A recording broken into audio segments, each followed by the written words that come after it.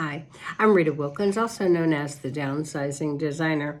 So, are you considering downsizing due to so many things that happen in our lives that change us drastically?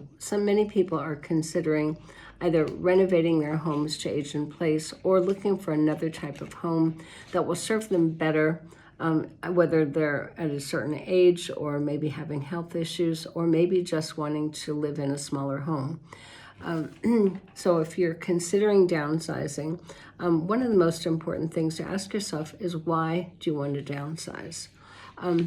Certainly, there are many reasons that people downsize, one of which is finances, just to have a more affordable space. Other people might have lost their jobs, so it's also financial. Other people might have lost a spouse or maybe because of divorce. And then some people downsize simply because they want a different kind of lifestyle, a lifestyle that's simpler, less encumbered with less stuff and less stress.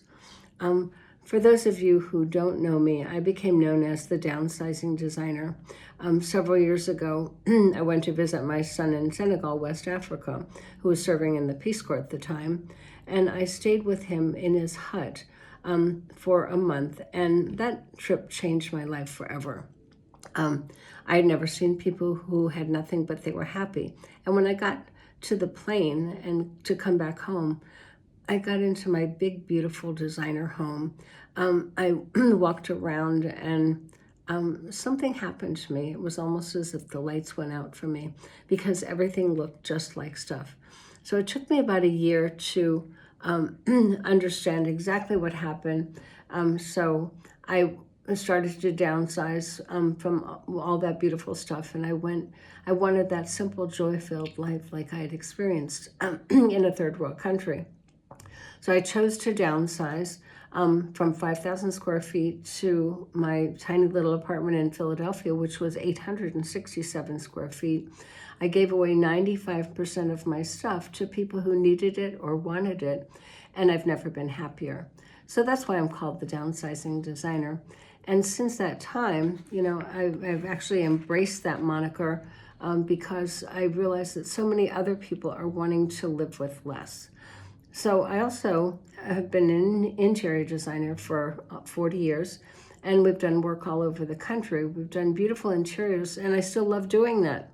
But my choice for my own personal lifestyle is to live with less so that I can live more. And that's why I continue to talk about downsizing, so other people might also embrace this kind of lifestyle. So the process is rather arduous. It's also emotional, but during that process, just remembering why you want to downsize, that will keep you going, and it'll have you come out on the other side successful. So, what are some of the upsides of downsizing? For sure, there's more time, there's less stuff and less clutter. And when you get rid of all that clutter, you actually make room for other things that matter most to you. So it's that kind of an opportunity for you to experience your life differently and really in many ways more fully, because you have more time, maybe more money, more freedom, and more energy to pursue those things. And in many ways, you have a higher quality of life and more time with your family, your friends, whatever it is that you choose to pursue if you do decide to live with less. So another upside to downsizing is more freedom and less expense. So when you have less space, less stuff, and less furniture, you obviously have less maintenance, less cleaning, less to manage, and less to pay for. So there's more of an opportunity for you to use your money differently for a lifestyle and experiences that you might now be choosing. So that's a real benefit for me as far as downsizing is concerned, because you potentially, can use that money in ways that you really want to versus putting it into the house or into, taking care of properties and that kind of thing. There's also a peace of mind with less stress and less anxiety that comes about. All that clutter and all of that stuff, for me in my big house, as pretty as it was, and it was pretty neat for the most part, but it was still overwhelming. And there was that underlying sense of dissatisfaction. But when you own less, you have less clutter, you prioritize more of what does matter to you, and you also spend less time organizing and managing all that stuff.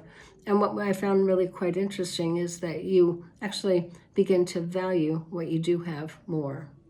So another upside to downsizing is more mobility, more flexibility, and I also say less responsibility. And so at this stage of my life, certainly, to have less responsibility is actually something that I think is fun, and it's something that I feel like over all the years, I guess maybe it's a word called deserve.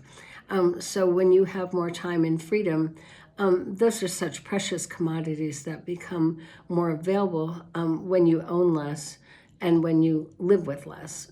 So it becomes an opportunity for you to become more agile, more mobile, when you don't have to care for stuff anymore. It's like having a fresh start to a whole new life that matters to you more at this stage of the game. And a major benefit is more efficiency and less waste. So when you have a good floor plan, and it could be in a much smaller home, when it's well laid out and when it works for your unique needs and for your lifestyle, you're going to find that it's actually much more efficient. So right now I have a mid-sized home is 1,700 square feet. I did upsize from my 867 square feet, but it was versus the 5,000 square feet that I had before. And I happen to have a very efficient floor plan, so I can entertain, between 10 to 12 people at a time. It's not the same as having my large home, but it's so much more efficient, and it's definitely more manageable. And I have more energy, more time and resources to enjoy my lifestyle here.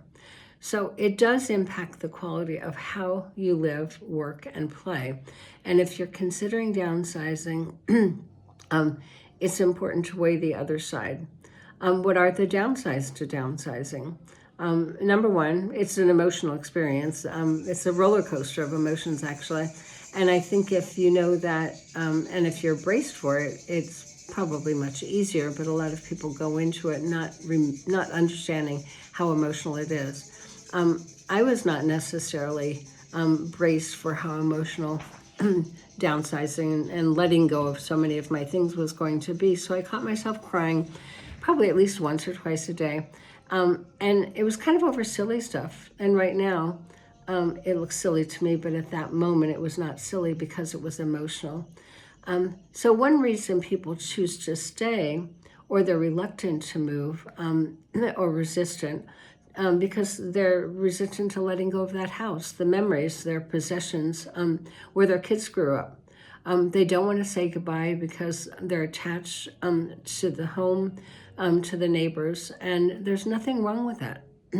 It's just that if you do choose to downsize, you have to know that is part of the emotional journey that you'll have to learn how to let go of. And a second downside to downsizing is that you will have less space.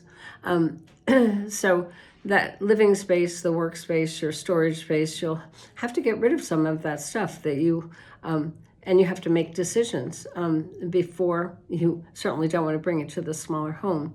And it's important to realize that you're going to have less space. So therefore, when you have less stuff, you have to just make sure that you don't overcrowd it.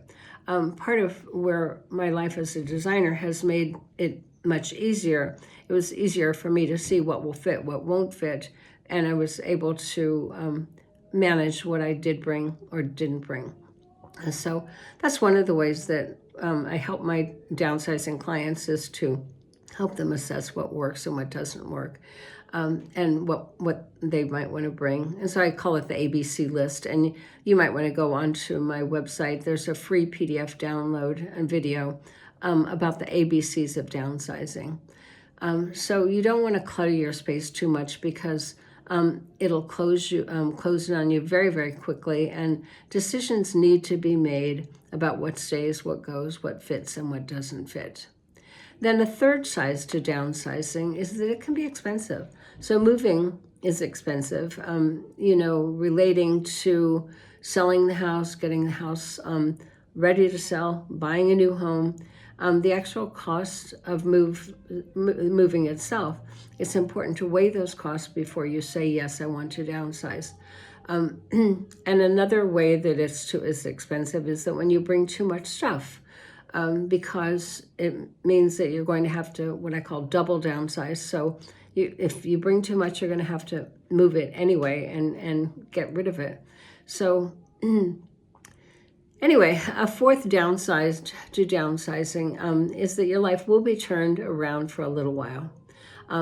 So any move is disruptive, but leaving old friends, old neighbors, old favorite restaurants, old favorite stores, all of that, that's part of the emotional disruption. But on the other side, you know that you'll have new friends, new places to go, so that if you do decide to downsize, in my opinion, it's worth every minute of it. And in the end, a new lifestyle, a simpler, less cluttered life with more time, more freedom, more money. If that just to me is certainly what outweighs the downsize. So if you want to discuss it with me, certainly you can email me at Rita Wilkins at ritawilkins.com. I will try to manage either a brief call or just email back and forth, and maybe help you decide. So when I downsized as a designer, we create structures for people that makes it easier and more manageable because we break it down into chunks. So I created a structure for downsizing. That's the ABCs of downsizing that you're welcome to go to my website and download that. And also in my book, Downsize Your Life, Upgrade Your Lifestyle, Secrets to More Time, Money, and Freedom, there are many tips in there about why to downsize, how to downsize, and the emotional impact. So I hope that this helps, especially if you are deciding whether you should downsize or not. Thanks.